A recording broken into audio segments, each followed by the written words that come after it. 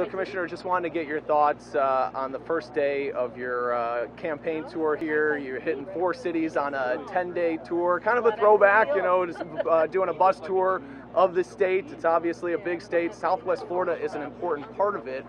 You mentioned in there that you really need to run up the score. This is a Republican area. Can you talk about the importance of this region to your campaign? Well, this is the first full day of our bus tour. We're coming off a hugely successful launch. We had 2,000 people in downtown Bartow yesterday for our kickoff announcement.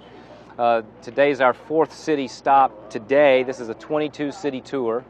And it really represents what I believe this campaign is about. It's about a connection to the people, a connection to Main Street.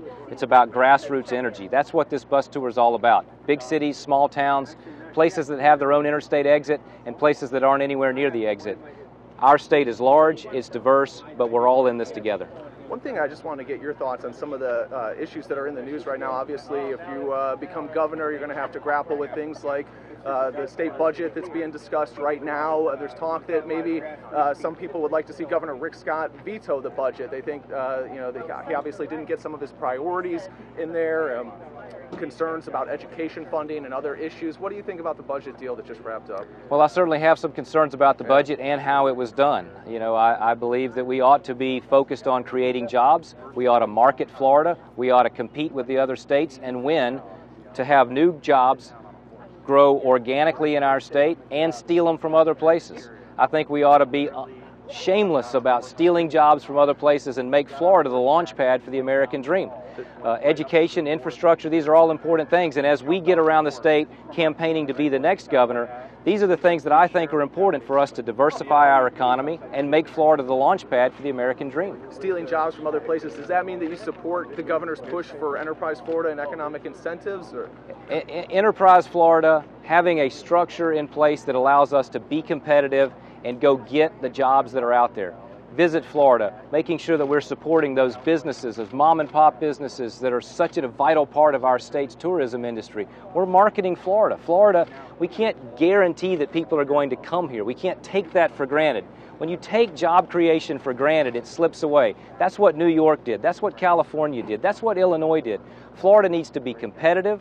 Florida needs to be focused on the future. Florida's conservative leadership is going to make sure that we don't fall into the same trap as those other large states have. People who see you feel like you have a very positive, uplifting message. You talk a lot about Florida exceptionalism, kind of a play on American exceptionalism. Is that what voters want right now? I mean, the last election campaign got pretty rough. It seemed like it was more negative than positive in a lot of ways. Do you feel like that's what the voters want? I mean, are they going to react to this? So, in the last 7 years, we've cut unemployment in half in Florida. That's conservative leadership. We've protected our constitutional rights. People are getting back to work again. There's much more work to be done. People want someone who is going to offer a conservative vision for the future of Florida, someone who knows how to solve Florida's problems, and someone who knows how to treat people along the way. All of those things come together, knowing the state, knowing our problems, knowing how to solve those problems. When there's obstacles in the way, we power through those things. You know, we work through those things. We stand firm on our conservative principles. But there is an optimistic viewpoint for the future of Florida. Most states would trade places in a heartbeat to be Florida with Florida's economy and Florida's job-creating opportunities. Do you think that's, though, the GOP grassroots? I mean, there's some anger there, that propelled Trump. Are you tapping into that? Are you trying to tap into that? Or? Look, these voters were successful. Yeah. They won. Yeah. And what we need to see in Washington are more of the conservative values that are embodied here in Florida. We need conservative leadership. We need to focus on free enterprise. We need to cut regulations. We need low taxes. That's why people are moving to Florida and out of those other states. Last question. I know you've had a long day. One thing that people really say that they like about you is that you have a lot of experience, that you could step in on day one, you understand the state, and could be a chief executive. The flip side of that, obviously, is that you've been in office a long time, and some people might hit you with a career politician tag. What would you say to that? In a state like Florida, that's in Hurricane Alley, that has 125 wildfires raging around the state right now, I think people want a governor who knows our state, knows our challenges, has managed crises, and is going to provide conservative leadership moving forward in this state.